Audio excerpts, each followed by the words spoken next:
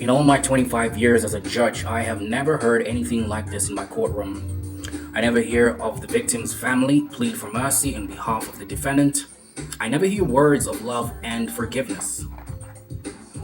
Interesting stuff. Let me set the stage. Perhaps the situation is you're driving home from an event or whatever it is that you've come from. You've got your kids, you got your husband, and somebody just loses control of their car and they ram into you.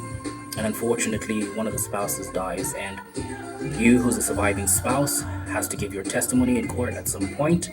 And this man's future is dependent on your testimony. The outcome of the sentencing depends on your testimony.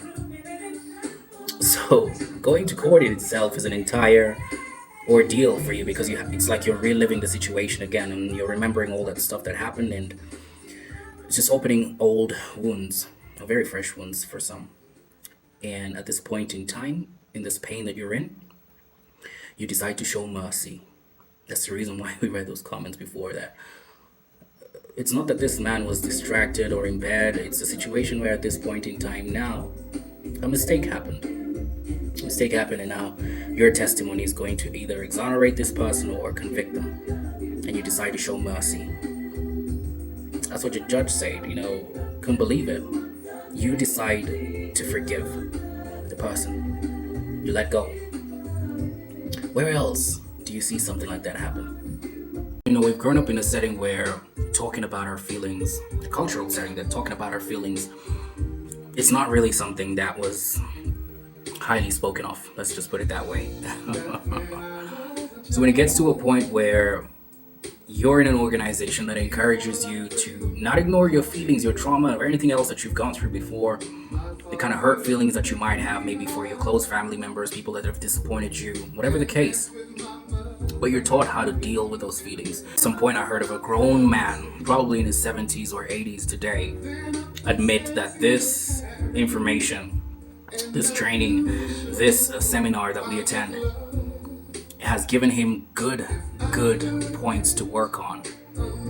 How many times do you come across people of that age group? And I'm not discriminating, nothing, but it's just the cultural setting that I've been brought up. Maybe it's different for you, but the cultural setting that I've been brought up in, especially when you're a grown man, not very often do you hear people talking about feelings and things that they've been traumatized with as they grew up, and maybe anything else that is emotional pain that you're suffering, feeling like somebody backstabbed you. And how do you not ignore these feelings? How do you deal with them? How do you forgive and move forward? And how is this healthy for you? And what is this all connected to in terms of how you decide to use that information not to pass on that trauma to the next generation? Hurt is very real, and people can carry that as a bag of weight for the rest of your life. And if you don't get to address those feelings, I talk about personal development a lot of times, but I'm telling you for a fact, even myself, I'm at some point where I'm still growing, still learning, learning how to put away things like resentment, anger, disappointments, unfulfilled expectations, and anything else that falls into that pattern that can really get to harm you if you don't get to deal with it.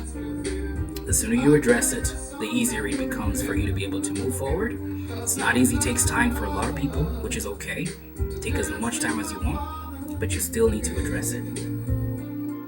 Interesting points. I love the fact that this came at the right time. And for many people, it's going to be very useful information of how they get to raise their kids, the next generation, to avoid things that really many people right now don't even have access to this kind of information to know how to address such deeply rooted matters when it comes to personal development and just life in general. One statement that stuck with me is that getting angry is a reaction. Remaining angry, resentful, that's a choice. If you need more information, reach out.